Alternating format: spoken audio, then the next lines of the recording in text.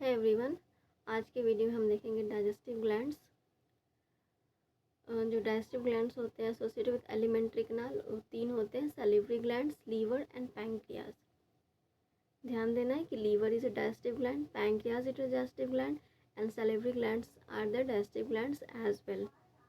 Saliva जो हमारे mouth में जो सलाइवा प्रोड्यूस होता है वो उसको प्रोड्यूस करने वाले तीन पेयर्स के सलेवरी ग्लैंड्स होते हैं।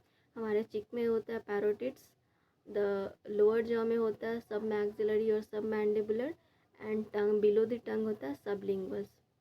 There are three pairs of salivary glands: the parotids inside the cheek, the submaxillary or submandibular, and the sublinguals which is below the tongue. ये जो ग्लैंड्स होते हैं वो just outside the buccal cavity situated होते हैं, means buccal cavity के बाहर होते हैं। ध्यान देना है कि glands this salivary glands are situated just outside the buccal cavity and they secrete salivary juice into the buccal cavity. Okay, now we will see the liver. liver largest gland है body का, जिसका wait होता है 1.2 to 1.5 kg in an adult human. ये situated होता है abdominal cavity में just below the diaphragm, and इसके दो लोब्स होते हैं। जो हेपाटिक लोब्यूल्स होते हैं वो स्ट्रक्चर और फंक्शनल यूनिट्स होते हैं लीवर के, कंटेनिंग हेपाटिक सेल्स। तो स्ट्रक्चर और फंक्शनल यूनिट लीवर का क्या होता है? हेपाटिक लोब्यूल्स, इसमें हेपाटिक सेल्स होते हैं which are arranged in the form of cords. ठीक है, हर लोब्यूल जो होता है वो कवर्ड होता है एक थिन कनेक्टिव टिश्यू शीथ से, जिसके हम ग्लीसन्स कैप्सूल बोलते हैं। एंड ग्लीसन्स कैप्सूल जो लोब्यूल होता है वो किस चीज़ से कवर्ड होता है? ग्लीसन्स कैप्सूल से। And what is Glisson's capsule? It is a thin connective tissue sheath. Okay, अब जो हेपाटिक सेल्स होते हैं वो बाइल सिक्रीट करते हैं, जो कि हेपाटिक डक्ट्स के द्वारा गॉल ब्लैडर में जाता है और वहाँ पे स्टोर होता है और कॉन्सेंट्रेट होता है। तो बाइल कहाँ सिक्रेट होता है? लीवर में by the hepatic cells, and store कहाँ होता है? गॉल ब्लैडर में। Gall bladder is a thin muscular sac, okay, जहाँ पे बाइल स्टोर होता है और कॉन्सेंट्रेट होता है। गॉल ब्लैडर के डक्ट को हम सिस्टिक डक्ट बोलते हैं, गॉल ब्लैडर के डक्ट को सिस्टिक डक्ट बोलते हैं, और लीवर के डक्ट को हेपाटिक डक्ट बोलते हैं। तो cystic duct along with the hepatic duct forms the common bile duct. Gall bladder का डक्ट, सिस्टिक डक्ट, लीवर का डक्ट, हेपाटिक डक्ट, ये दोनों मिलकर कॉमन बाइल डक्ट बनाता है। ये जो बाइल डक्ट है वो पैंक्रियाटिक डक्ट, पैंक्रियास का डक्ट को पैंक्रियाटिक डक्ट बोलेंगे। तो बाइल डक्ट ऊपर से आया और इधर पैंक्रियाटिक डक्ट, दोनों मिलकर फॉर्म करेगा कॉमन हेपाटो पैंक्रियाटिक डक्ट, जो कि एक साथ ओपन होता है डिओडेनम में। जो कॉमन हेपाटो पैंक्रियाटिक डक्ट है वो ओपन होगा डिओडेनम में।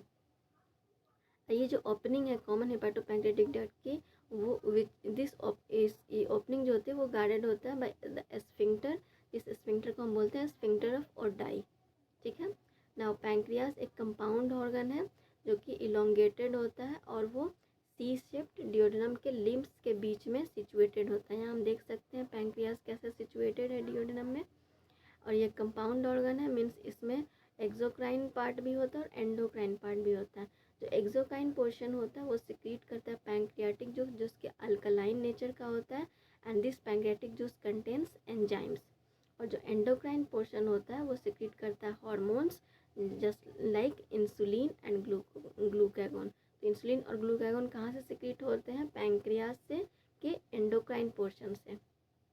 ये फिगर में हम देख सकते हैं कि ऊपर से लीवर से आया डक्ट, जिसे हम बोलते हैं hepatic duct, common hepatic duct हो गया। और गॉल ब्लैडर से आया common bile duct. Liver bile को सिक्रीट कर रहा था एंड जो कि स्टोर हो रहा था गॉल ब्लैडर में।